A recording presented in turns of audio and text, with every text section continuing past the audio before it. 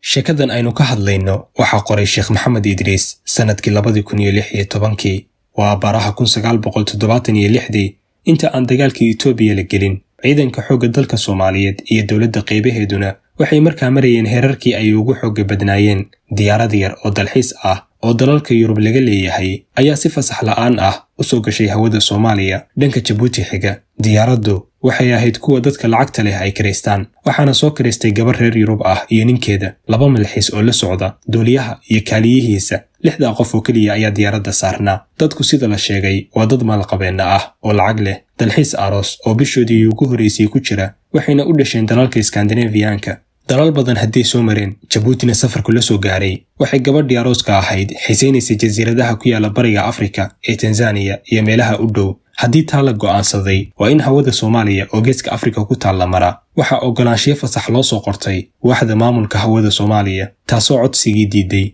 markii ay ku qanci weyday sababihii ay soo qoreen mar labaad ayay codsigii dib u soo celiyeen jawaabtiina diidmo ayay noqotay waayo xilligaasi shakiye ayaa jiray waxayna dawladdu ka shakisay inay basaasayaal noqon karaan ama jawaasiis cadaymo wax qanciyana ma keenin oo duul isla weyn ayay ahaayeen maba soo dhigan meesha dawlad yar oo Afrika ah ayaa hadal idinku soo celin karta waa sidoo waa hore ka sheegay Ismaaciil Mire Allaha u naxariiste Richard Cofield kibirkiisa markuu soo wareeyay isagoo yiri kaskiisaba ma gelin wiil yar baakeebka ku qabane ragow kibirka waa lagu kufaa ka la ogaado gabadhii aroosada ahayd waxa lagu yiri meeshii aan iska deeno oo aan meel kale u bedelano hadii kale safar wareeg ah oo dheer ayay nagu qaadanaysaa fasaxyadu inay daahaan way dhici kartaa hayeeshee gabadhii way soo hisay waxay tiri inaan xeebahaas badweynta Hindiya soo arko mooyaane lagama yaabo inaan Yurub ku noqdo duuliyaha iyo diyaaraddu lacag badan ayay qaateen oo hadal ma soo celin karaan duuliyihii ayaa laba gardaymooday dibnuhu ilkaha ku qabtay gabadhii ayuu indhaha kor ugu taagay wuxuu yiri okay waan baxaynaa hawada Soomaaliya ayaanan maraynaa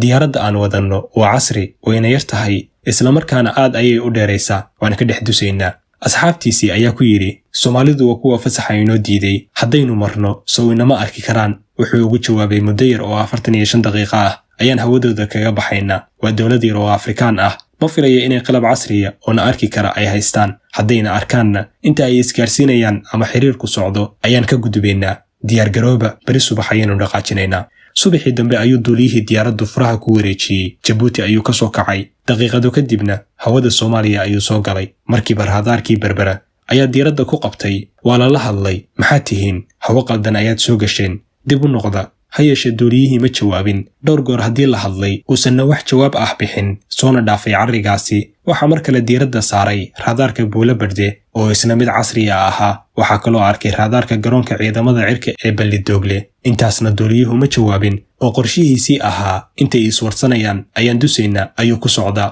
wararka inta la isku celcelinayo diyaaradda soo xadgudubtay Berbera Buula Barde Ballidogle iyo waaxihii shaqada ku lahaa hawada iyo difaaca waxay ahaayeen daqiiqado tirsan markii la arkay duuliyaha diyaaraddu inuu kas iyo maag u dhageysanayo waxna maagan yahay ayaa amar la bixiyay isla markiiba laba diyaaradood oo kuwa dagaalka ah nooca miiga loo yaqaan ayaa garoonka militariga ee Ballidogle ka kacay labadii diyaaradood daqiiqado yar gudahood waxay hareeraha ka mareen diyaaraddii ajnabiga ahayd waxa diyaaradahan wada saraakiil Soomaali ah mid waa kabtan 3 xidigood garbaha ku wata midna waa 2 xidigood intii la sinmeen diyaaraddii kale ayay amar siiyeen oo ay ku dhaheen na soo raac halka aanu ku tilmaamno ku deg haddii kale waa lagu tooganayaa adiga iyo waxaad sididba cawaaqib xumadeedana adiga ka mas'uula waa la soo jiiraysiiyey waxaa lagu soo hagay inuu ku dego garoonka diyaaradaha ee Muqdisho duuliyaha miiga koobaad wada ayaa ka horeeya wuxuuna u sheegay inuu dhulka taabanayo kadibna ka sii kacayo isaguna uu meesha ku dego waayo ciidamo kale ayaa dhulka ugu diyaarsanaa oo sugayay miigii labaadna uu ka dambeeya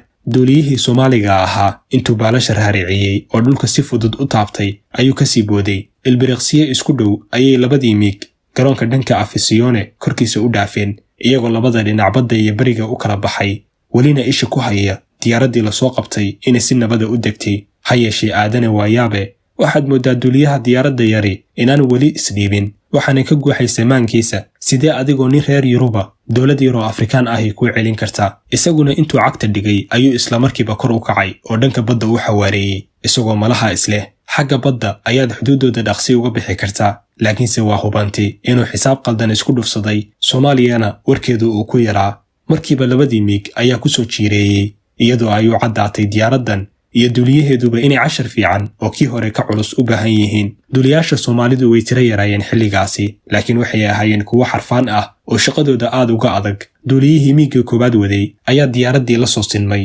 dhinaceeda inta uu ka soo dhowaaday, isagoon la hadlin ayuu hal gantaal ku sii daayey, wuxuuna ka mariyey qaarka hore korkiisa meel wax yar u jirta, juuqna uma dhihin oo lama hadlin. ma hadal baa jira diyaaraddii intay ruxantay ayay xitaa saacadaheedii isku dhex yaaceen, gaaladii saarneedna matag iyo qaylo ayay ku waasheen. markaasuu duuliyahoodii miyirsaday. degdeg ayaan u degaynaa ayuu ku hadaaqay. markiiba garoonka ayuu halhaleel ku soo noqday oo si edebsan ugu soo degay. halkaas ayaa ciidamadii ku sugayey diyaaradda ka soo dejiyeen, dhammaantoodna xabsiga loo taxaabay. wakiil Soomaali ah oo dowladahaas howlahooda u qaban jiray maadaama aysan safaarad lahayn ayaa ugu yimid meeshii lagu xiray. ciidamadii nabadgelyada ayaa waraysiyeelo sameeyey. waxaa loo soo saaray codsiyadii ay soo gudbiyeen iyo jawaabihii laga bixiyey, digniintii ay siiyeen raadaarada Berbera iyo Buulo Berde, dhammaan markhaatiyadii iyo howlwadeennadii. kadibna maxkamad degdeg ah ayaa loo gudbiyey. maba aysan inkirin, wuxuu duuliyihii si cad u qirtay inuu u bareeray inuu hawada soo galo, mana aanan islahayn buu yidhi. dowladdan yarta ah ee Afrikaanka ah